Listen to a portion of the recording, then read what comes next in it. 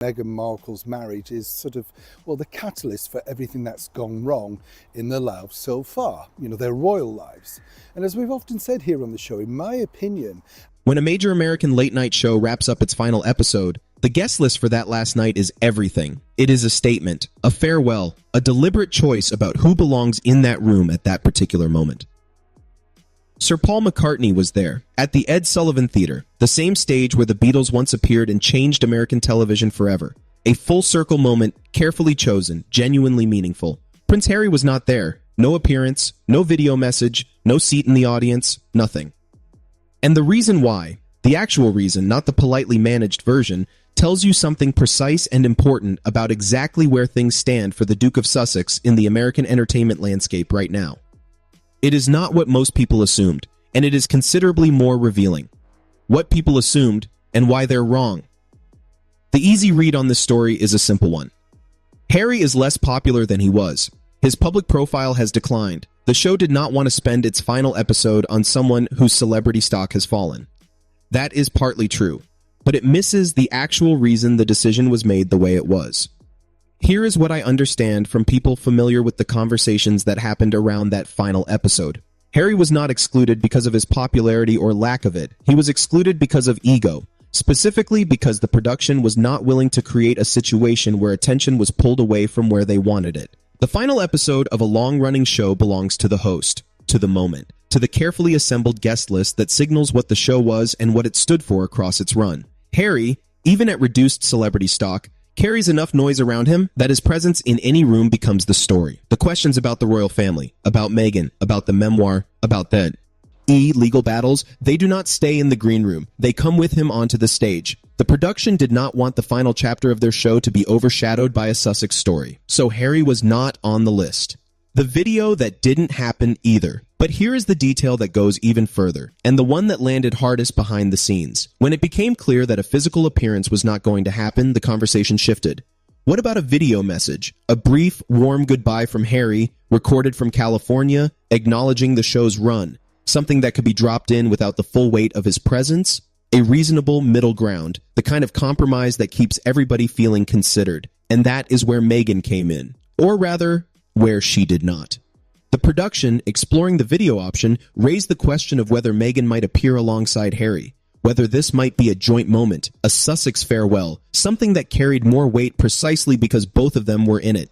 The answer that came back was no, not a scheduling conflict, not a considered reluctance, simply no. And with that, the video option collapsed, because a Harry-only video, in the context of a production that had already decided not to give him the stage, did not solve the problem they had identified. The moment passed, and the final episode went out without either of them. What this signals in the wider industry. Here is why this matters beyond one television show and one final episode.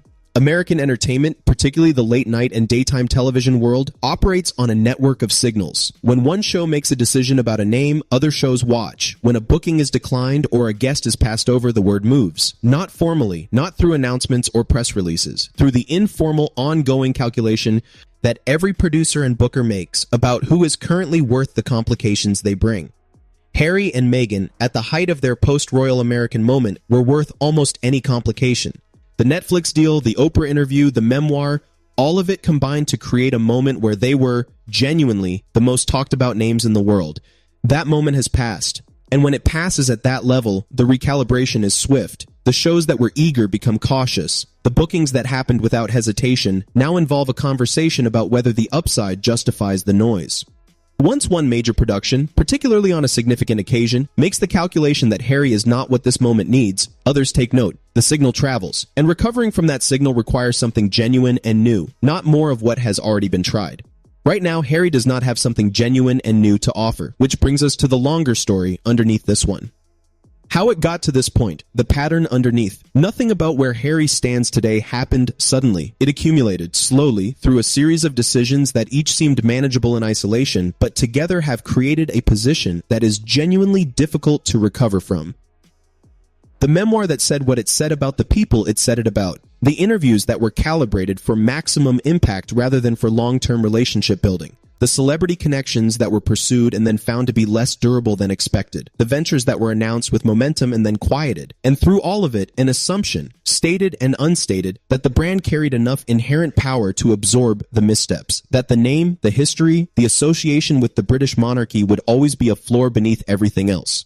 That assumption is now being tested, because the floor, it turns out, has a condition attached to it. It holds when the association is active, when the institution is referenced with at least some degree of respect, when the name carries its weight through conduct that the institution would not entirely disown. When the association becomes primarily adversarial, when the name is associated above all with the lawsuits, the allegations, the ongoing conflict, the floor becomes considerably less reliable. And American entertainment, which loves a redemption arc but loses interest in a prolonged grievance, is beginning to show its impatience. The wedding car, and what it told us from the beginning. There is a detail from the very beginning of the story, from the royal wedding itself, that looks different now than it did then.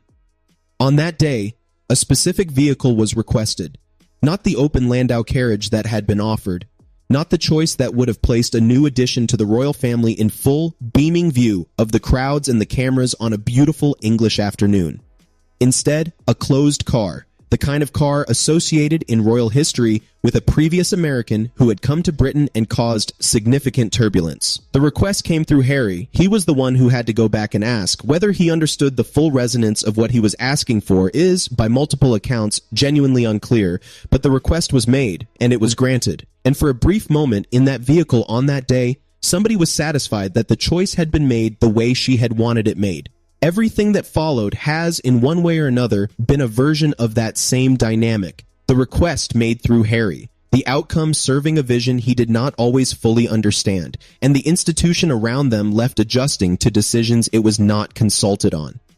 The late-night television exclusion is a small and distant echo of that pattern. But patterns, once you can see them, are impossible to unsee. Harry was not in that final episode, not because he is hated, not because there is some coordinated campaign to shut him out of American entertainment, but because the calculation, the cold, commercial, entirely unsentimental calculation that television makes about every name it considers, came back with a number that did not work for that moment. When that number stops working once, it tends to stop working for a while. The path back, if there is one, runs through something that has not yet appeared, something new, something genuine, something that is not a continuation of the story that has already been told. What that looks like, nobody in Montecito appears to have agreed on yet. Drop your thoughts below. I always want to know what you think the next chapter looks like from where you're sitting. Like this video if it gave you the fuller picture. Subscribe to stay close to the story. Take care. See you very soon.